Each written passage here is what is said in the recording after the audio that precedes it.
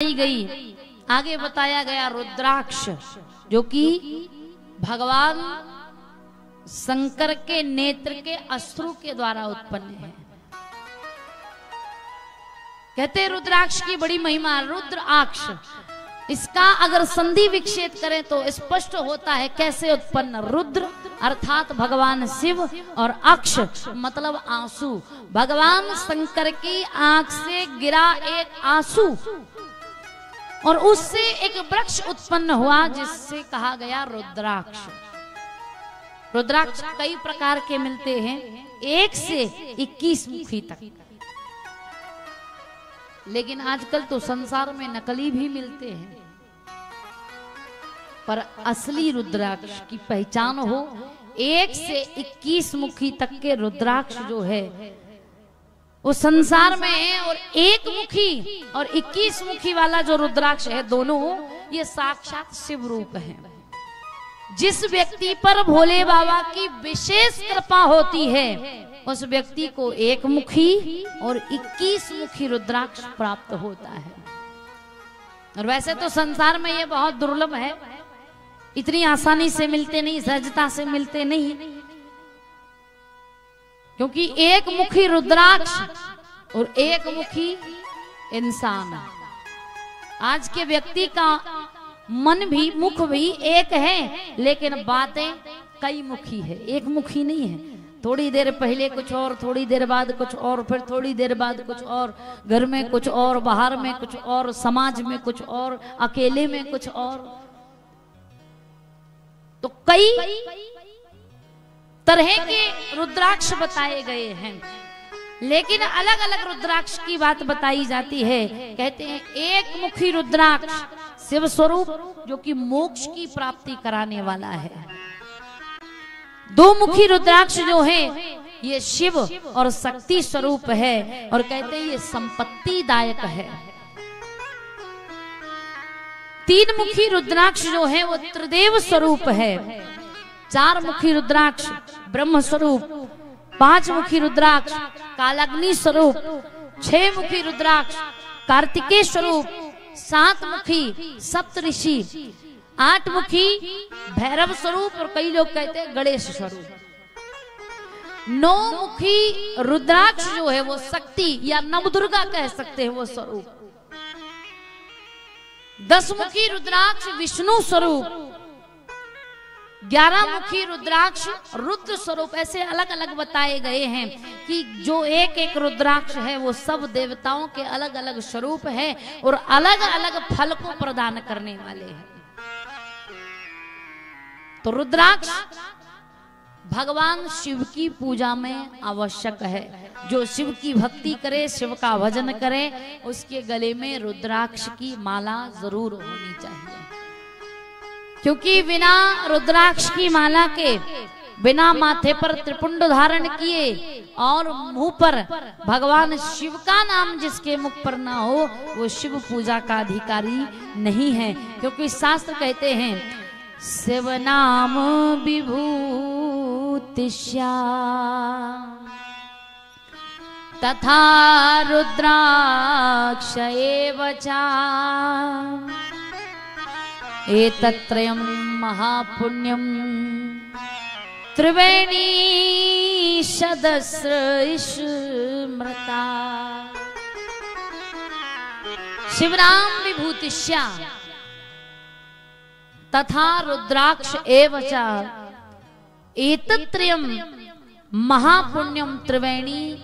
त्रिवेणी के समान माने गए हैं ये तीनों।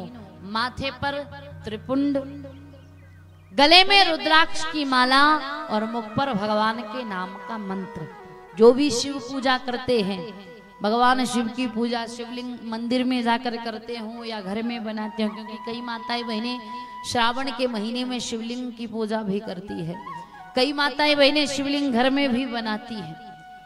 लेकिन हम सेवा पूजा भक्ति भजन करते तो हैं, पर नियम हमें पता होना चाहिए। शिवलिंग बनाएं पर कैसे बनाएं?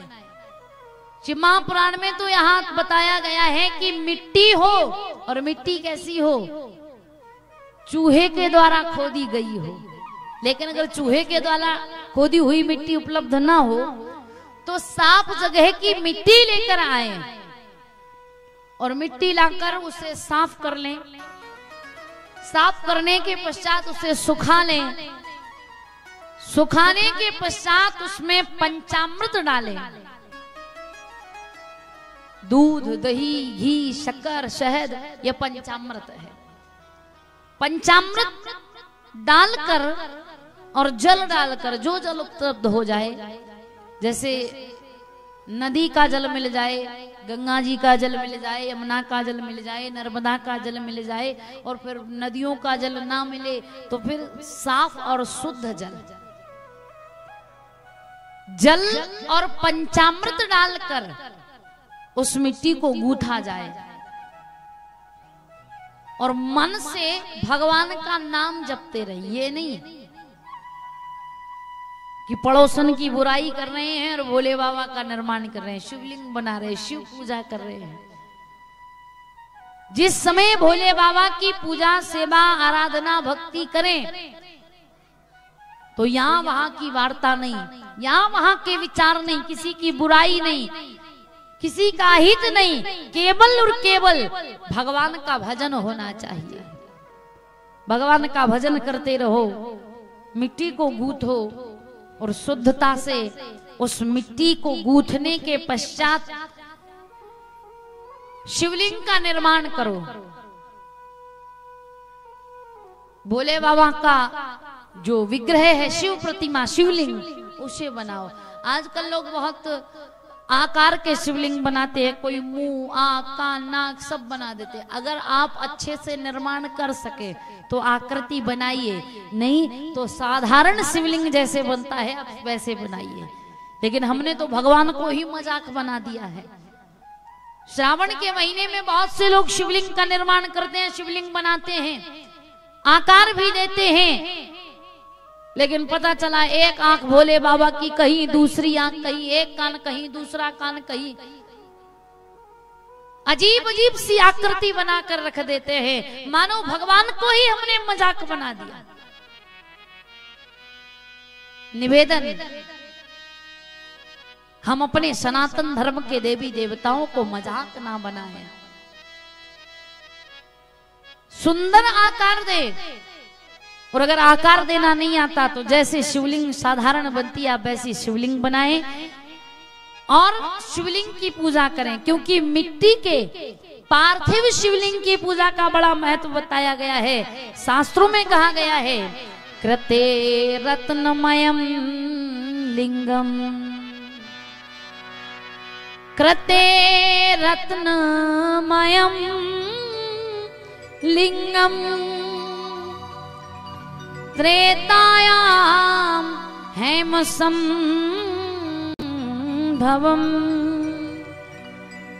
द्वापरे पारदम श्रेष्ठम, पार्थिवम तु कलो युगे, पार्थिवम तु कलो युगे। अलग अलग युगों में अलग अलग शिवलिंग की महिमा होती है। त्रेतायाम कृते रत्नमयम लिंगम, कृतयुग, सतयुग, सतयुग में रत्न के शिवलिंग की महिमा है। त्रेतायाम हेम संभवम, हेम मतलब स्वर्ण। जैसे हनुमान जी की स्तुति जब हम करते हैं तो क्या कहते हैं, हेम शैलाव देहम, और कई पुस्तकों में छपा हुआ है स्वर्ण शैलाव देहम, हेम स्वर्ण। तो सतयुग में रत्न का शिवलिंग, त्रेता में हेम स्वर्ण का शिवलिंग, द्वापर में पारद, पारद का शिवलिंग, और कलयुग में पार्थिव शिवलिंग, मिट्टी के शिवलिंग की विशेष महिमा बताई गई है। क्यों? जैसे नदियों में श्रेष्ठ नदी गंगा मानी जाती है, जैसे गायों में श्रेष्ठ गाय कामधेनु मानी जाती है, जैसे स्त्रियों में श्रेष्ठ स्त्री पतिव्रत धर्म का पालन करने वाली मानी जाती है, व्रतों में श्रेष्ठ व्रत एकादशी का व्रत माना जाता है। मंत्रों में श्रेष्ठ मंत्र प्रणव ओम माना जाता है। ऐसे ही शिवलिंग पूजा में श्रेष्ठ कहते हैं कलयुग में पार्थिव शिवलिंग है। बड़ी महिमा बताई गई है। यथा सर्वेषु देवेषु ज्येष्ठो श्रेष्ठो महेश्वरा एवं सर्वेषु लिंगेषु पार्थिवं चमुच्यते। यथा सर्वेषु नदीषु ज्येष्ठो श्रेष्ठो सुरापगा एवं सर्वेषु लिंगेषु पार्थिवं चमुच्यते। शिवलिंग की बड़ी महिमा है। आप हम सभी पार्थिव शिवलिंग बनाएं और भोले बाबा की सेवा पूजा करें। भोले बाबा सबकी प्रार्थना को पुकार को सुनने वाले हैं, सबका उद्धार करने वाले, सभी का कल्याण करने वाले। क्योंकि शिव का अर्थ ही होता है कल्याण। शिव मतलब मंगल। जो समस्त जीवों का कल्याण करने वाला है, जो समस्त जीवों का मंगल करने वाला है, वो है भगवान शिव।